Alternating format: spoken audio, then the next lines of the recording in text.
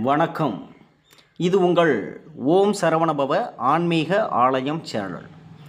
இந்த காணொளியில் நாம் பார்க்க இருப்பது மாந்திரீகர்கள் தேடி தேடி அலையும் அபூர்வமான மறைவு திலர்தம். இதை பற்றி தான் நாம் பார்க்க போகிறோம்.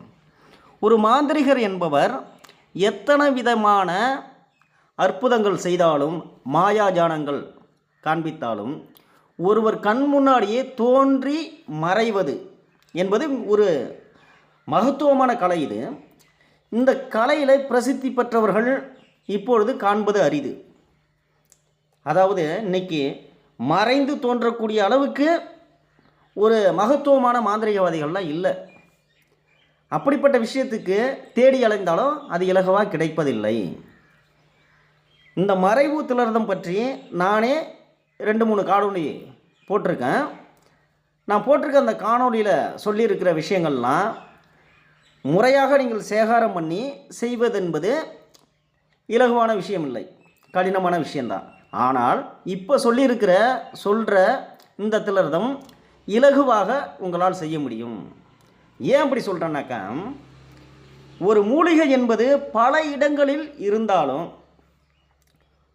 ஒரு இடத்துல உள்ள ஒரு மூலிகையை வைத்து தான் ஒரு காரியத்தை சித்தி செய்ய முடியும், முழு பலனை அளிக்கும் அப்படின்னு சித்த நூல்களில் சொல்லி வச்சுருக்காங்க. அப்படிப்பட்ட ஒரு அதி அற்புதமான நூல் எனக்கு கிடைத்தது. அந்த நூலை ஆராய்ந்து அதன் அடிப்படையிலே இந்த காணொளியை உங்களுக்கு நான் போடுறேன். இப்போ இந்த மறைவு திலர்தம் செய்கிறதுக்கான மூலிகை என்னென்னா ஏறு அழிஞ்சில் தான். அது இந்த ஏறு அழிஞ்சில் எங்கே இருக்குது, அதை எப்படி எடுக்கணும், அதை தான் சூட்சமாக சொல்லியிருக்காங்க. இப்போ அந்த ஏரடிஞ்சில் உள்ள இடம் தாடகை மலை. இந்த தாடகை மலைன்னு சொல்லியிருக்காங்கன்னா இப்போ நமக்கு குழப்பமாக இருக்குது, எங்கே இருக்குது புரியாது. ஏன்னா அப்போ உள்ள காலகட்டத்தில் கேரளா, தமிழ்நாடு, கர்நாடகா, ஆந்திரா அப்படிங்கிறதெல்லாம் கிடையாது. பாண்டிய நாடு, சோழ நாடு, சேர நாடு இப்படி தான். அப்போ இந்த மலையை தான் அவங்க அடையாளமாக சொல்லியிருப்பாங்க.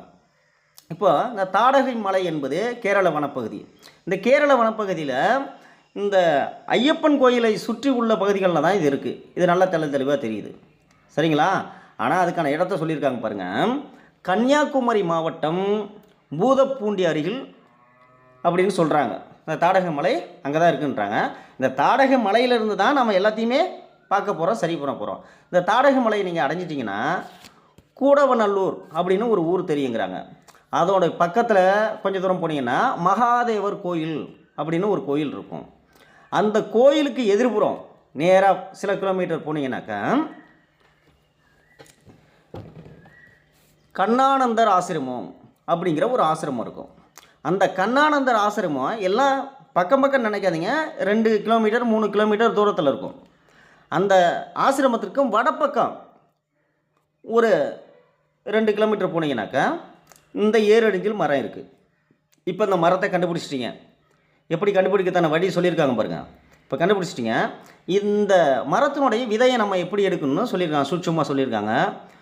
தூரில், அதாவது இந்த மரத்தினுடைய தூரில் வைக்கோல் பிரியை சுற்றணும் அப்படின்றாங்க. இந்த தூர் என்பது சூட்சமான வார்த்தை. தூர் என்பது மரக்கிளை. இந்த மரக்கிளை தான் தூரு அப்படிங்கிற வார்த்தையில் சொல்லியிருக்காங்க. இதில் இந்த மரத்தில் உள்ள கிளைகள் எல்லாத்துலேயும் வைக்கோல் பிரியை சுற்றிட்டு பசும் சாணத்தால் மெழுகிடணும். அப்படி மெழுகி நீங்கள் வச்சிட்டிங்கன்னா அந்த பழம் பழுத்து உதிரும் பொழுது அந்த சாணத்தில் பட்டு, ஏன்னா பழம் உதிரும் போது அதிலிருந்து பிசு தன்மையெல்லாம் இருக்கும், அது அந்த சாணத்தில் ஊறி வைக்கோலில் போய் தங்கிடும். அதை எடுத்துகிட்டு வரணும். அதை எடுத்துகிட்டு வந்து பொடியாக்கி ஒரு கழஞ்சி இடை விகிதம், இந்த கழஞ்சி என்கின்ற அளவு விகிதம் இப்போ கிடையாது, வழக்கத்தில் இல்லை. கழஞ்சிங்கிற அளவு இப்போ கிடையாது. அது எவ்வளோதுனாக்கா 5.4 கிராம். இதுதான் ஒரு கழஞ்சி. இது ஒரு சூட்சமான வார்த்தை. இந்த 5.4 கிராம் பொடியை எடுத்து நல்லெண்ணெயில், சுத்தமான நல்லெண்ணெயில் போட்டு 7 நாட்கள் ரவியில் ஊற வைக்க வேண்டும். ரவி என்பது வெயில். இந்த வெயிலில் நீங்கள் ஊற வச்சு எடுத்துட்டிங்கன்னா அது 7 நாள் எடுத்து வைக்கணும். வச்சிட்டிங்கன்னா தைலம் ஆகிடும். இந்த தைலத்தை போட்டு எரிப்பதற்கான திரி வேணும் இல்லையா? இந்த திரி செந்தாமரை தண்டு நூலை கொண்டு திரியாக்கணும். அந்த திரி தான் வேலை செய்யும். இதுக்கான இப்போ விளக்கு வேணும். இந்த விளக்கு என்னன்னாக்கா, பேரண்ட ஓட்டிலே மைப்பற்ற வைத்து. இந்த பேரண்டம் என்பது இந்த பிரபஞ்சத்தை குறிக்கும். அடுத்ததாக இந்த பேரண்டம் என்பது மண்டை ஓட்டை குறிக்கும். இந்த மண்டை ஓட்டிலே அந்த தைலத்தை ஊற்றி இந்த திரியை போட்டு பற்ற வைத்து இன்னொரு மண்டை ஓட்டிலே மைபிடிக்க வேண்டும். இப்படி நீங்கள் மைபிடித்து எடுத்து வைத்து கொண்டு நீங்கள் வேறு எதுவுமே செய்ய தேவையில்லை, உபாசனை இருக்க தேவையில்லை, மந்திரங்கள் ஜெபிக்க தேவையில்லை. ஏன்னா இந்த மையை நீங்கள் செய்ய ஆரம்பிக்கும் பொழுதிலிருந்தே நீங்கள் ஓரளவு பக்குவப்பட்டு இருப்பீர்கள், பவித்திரமாயிடுவீங்க. ஏன்னா இதை தேடிக்கிட்டு போகும்போதே உங்களுக்கு அப்படிப்பட்ட அனுபவங்கள்லாம் கிடைக்கும். இது சாதாரண விஷயங்கள் கிடையாது.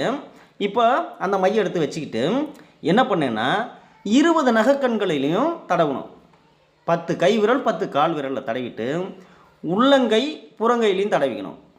தடவிக்கிட்டு இப்போ கொஞ்சம் எடுத்து திலர்தமிட்டால் சர்வலோகமும் தெரியும். எத்தனை விதமான 14 லோகங்களும் தெரியும். வானத்தில் உள்ள ஒவ்வொரு நட்சத்திரமும் அதனுடைய சஞ்சாரமும் அதனுடைய ஒளிகளும் உங்களுக்கு தெரியும், கேட்கும். ஆனால் உங்களுடைய உடலை, சரீரத்தை மற்றவர்கள் பிரத்தியார்கள் காண முடியாது. மற்றவர்களுடைய கண்களிலிருந்து நீங்கள் மறைந்து விடுவீர்கள். எல்லா விஷயத்தையும் நீங்கள் சொல்ல முடியும், எல்லா விஷயத்தையும் பார்க்க முடியும், பார்த்ததை அப்படியே நீங்கள் சொல்ல முடியும். ஆனால் உங்களுடைய உருவத்தை யாரும் பார்க்க மாட்டாங்க, எல்லார் கண்ணிலேருந்து நீங்கள் மறைஞ்சிடுவீங்க. உங்களுடைய சுய உருவுக்கு நீங்கள் வரணுன்னா அந்த திலதத்தை நீங்கள் அழித்தால் மட்டும்தான் மற்றவங்க கண்ணுக்கு தெரிவிங்க. இது ஒரு அற்புதமான விஷயம். இந்த கலையை சித்தர்கள் செய்து பயன்படுத்தியிருக்காங்க. ஏன் இதை மறைச்சி வச்சுருக்காங்கன்னா, சூட்சமான வார்த்தைகள் சொல்லியிருக்காங்கன்னா, இதை தவறான விஷயத்துக்கு பலர் பயன்படுத்திடுவாங்க அப்படிங்கிற ஒரு உயர்ந்த நோக்கத்தினால தான் மறைத்து வச்சுருக்காங்க. அதனால தான் மலையை சொல்லியிருக்காங்க, கிளைங்கிறது பதிலாக சூட்சமான வார்த்தை சொல்லியிருக்காங்க, மண்டை ஓடுங்கிறதுக்கு பதிலாக பேரண்ட ஓடுன்னு சொல்லியிருக்காங்க. ஏன் இதெல்லாம் சொல்கிறாங்கன்னா, அது மறைபொருளாக இருக்கணும், விளங்கக்கூடியவங்களுக்கு விளங்குனா போதும், எல்லாருக்கும் விளங்கணுங்கிற அவசியம் இல்லை அப்படிங்கிற ஒரு உயர்ந்த நோக்கத்தில் தான் சொல்லி வச்சுருக்காங்க. இது ஒரு அற்புதமான கலை. இது